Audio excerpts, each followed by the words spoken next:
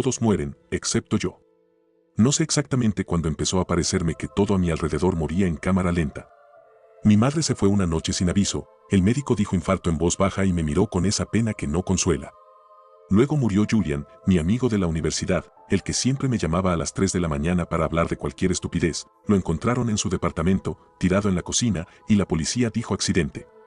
Después se fue la tía Marta, que tenía 80 años y se había vuelto más dulce. Se enfermaron, se fueron de formas distintas, y en cada funeral yo estaba, iba con la mirada dura, decía las cosas que había que decir, repetía recuerdos como si fueran guiones.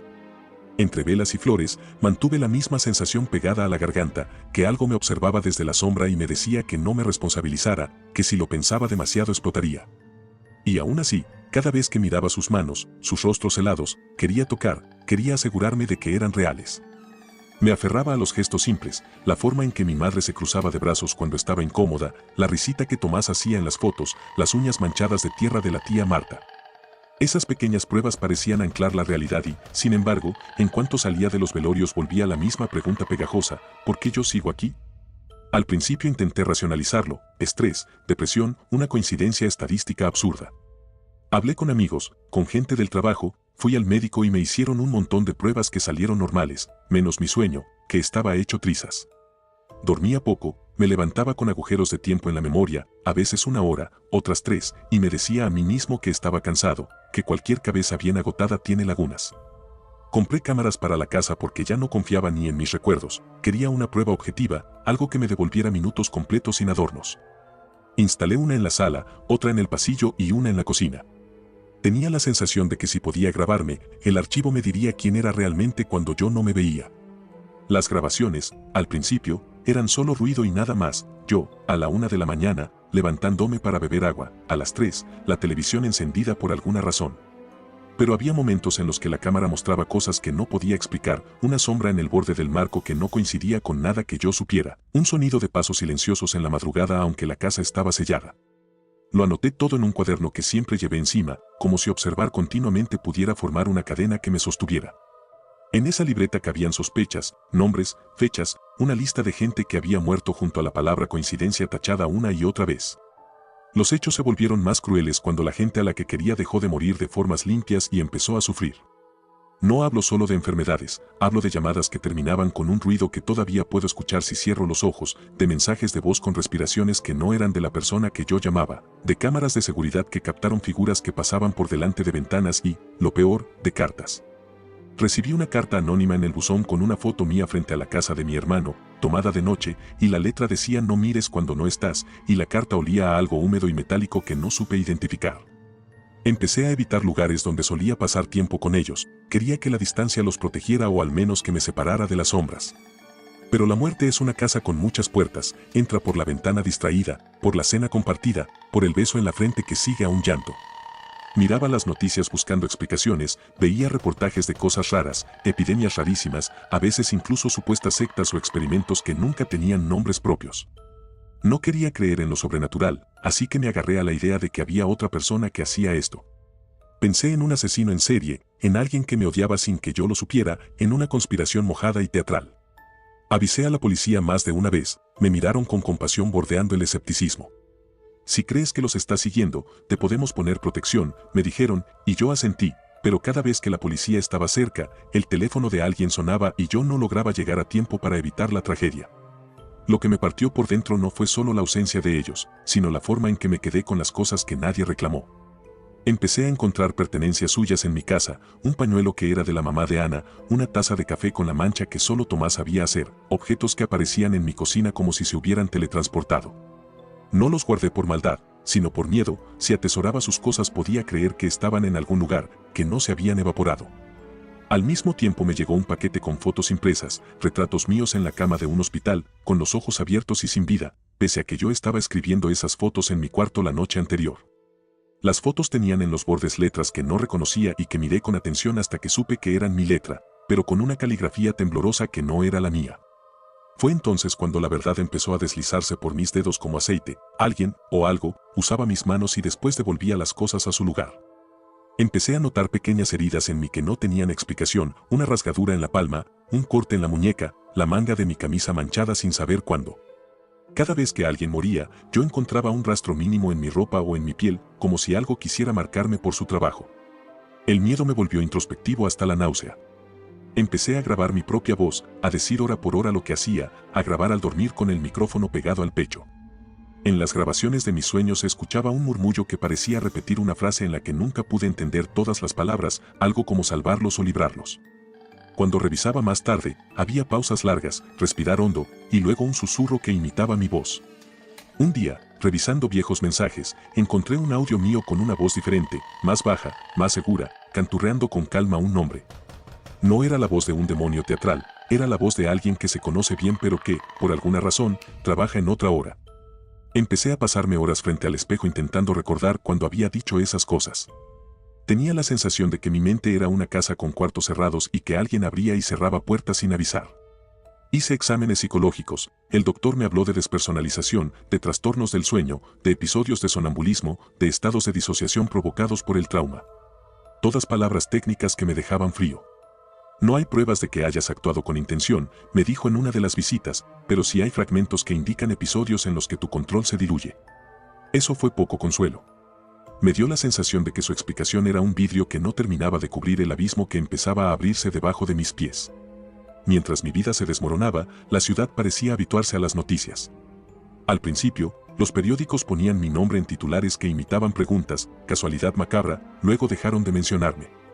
Los funerales se volvieron una sucesión de vasos de agua con hielo y miradas que se apartaban. Empecé a sentir que la gente me tenía miedo, y con eso vino otra cosa peor, la soledad del acusado que no ha sido juzgado. Una noche, después de enterrar a alguien que ya ni recuerdo cómo se llamaba porque las caras empezaban a confundirse, me metí al coche y conduje sin rumbo hasta que las luces de la ciudad se volvieron colillas. Aparqué en un lugar donde no había nadie, apagué el motor y me barrí la cara con las manos hasta que sentí que podía sostenerme. Fue allí cuando lo vi en la pantalla de mi teléfono, un video corto de mi vivienda, grabado desde la calle. En la grabación, a las 3 de la mañana, salgo yo. Camino firme hacia el coche de alguien. Entro. No parece que force la puerta. No parezco nervioso, parezco paciente. Giro la cámara y veo la cara de la persona que murió después, está dormida, completamente confiada. En el siguiente plano, la cámara se corta. No puedo describir el frío que me atravesó, era distinto al de cualquier noticia. Intenté justificarlo, quizá alguien me plantó ahí, quizá alguien editó el video. Pero esa noche, al revisar mis manos, había una marca roja en la muñeca, como de haber apretado algo con fuerza, y debajo de la uña de mi dedo índice había una mancha que olía a hierro. Me llevé las manos a la boca y recordé a Tomás pidiendo auxilio a media voz en una grabación que yo mismo había hecho y que jamás había reproducido. No podía sostener la idea de que nadie más tuviera ese archivo salvo yo. La verdad terminó de romperse una madrugada cuando comencé a leer lo que escribía sin entender que era mío. En la época en que todo comenzó, había arrancado páginas de mi cuaderno y las guardé en un cajón. No sé por qué lo hice. Quizá para no verlas, quizá para conservar algo que me pertenecía y que me daba miedo. Una tarde, buscando unas llaves, abrí ese cajón. Las hojas estaban dobladas y tenían frases cortas, no lo volveré a hacer, ellos duermen mejor sin esto, no es culpa mía, me ordenan. Había listas con nombres y horas, y en el margen, a lápiz, una nota que decía última vez, no volverá a pasar. Lo leí 1, 2, 5 veces hasta que la tinta empezó a moverse, eran apuntes como de alguien que planifica, pero también contradicciones de alguien que se arrepiente. Fue como ver a dos personas peleando en la misma cabeza. Busqué fotos antiguas y encontré una que nunca había querido mirar, era una selfie mía, tomándome un descanso en el parque, pero en la esquina de la imagen había una mano que no era la mía, con la palma apoyada en mi hombro. No logro explicar el temblor que me recorrió, lo que seguía fue más preciso aún, bajo otra hoja, entre las páginas, había un recorte de periódico con mi nombre y la leyenda buscado para interrogar. No recuerdo la fecha de ese periódico. No recuerdo haberlo guardado. No recuerdo cómo había llegado a esa página, pero estaba allí, doblada como una confesión vieja. No hay una forma bonita de decirlo, la cabeza me traicionó. Llegué a un punto en que las piezas encajaron y me puse a temblar como si hubiera sido expuesto a una corriente eléctrica. Me vi en las grabaciones, saltando entre la vigilia y la noche, y vi que, en algún tramo oscuro, era capaz de ir a sus casas, de tocar sus frentes, de susurrarles que todo estaría bien. Después venía el hueco. A veces la gente moría en su sueño, a veces en su cocina, a veces en medio de una llamada que terminaba con un sonido de asfixia ahogado. No quiero describir los detalles macabros, no quiero dar instrucciones al horror. Lo que puedo decir es esto: yo estaba allí, con las manos frías y la voz baja, como quien se cree un ángel con permiso. Me decía a mí mismo que los libraba del dolor, que era mejor así, que si ellos no podían seguir, yo les hacía el favor. Es una mentira que se volvió verdad. La mente me regaló una justificación con la belleza de una plegaria. Fue un mecanismo de salvación que se comió toda la moral. En la madrugada en la que me di cuenta del todo, me desperté en el suelo de la casa de mi hermana con las manos llenas de algo que olía a su perfume y a sangre vieja. Ella estaba en la habitación contigua, fría y sin respuesta. Sentí náuseas, y fue esa náusea la que me dio la claridad que ninguna explicación técnica pudo. Yo no era una víctima de un asesino invisible, yo era la mano que lo hacía. Cada vez que pensé en un otro responsable, en realidad me estaba negando a aceptar que era mi propia cabeza quien abría la puerta. Lo más terrorífico de descubrir que fuiste tú es que la vida sigue como si nada. Nadie llama a la policía en el instante en que te miras las manos y entiendes que las manchas no son pintura. Nadie te grita, eres un asesino en el momento en que lees tus propias notas.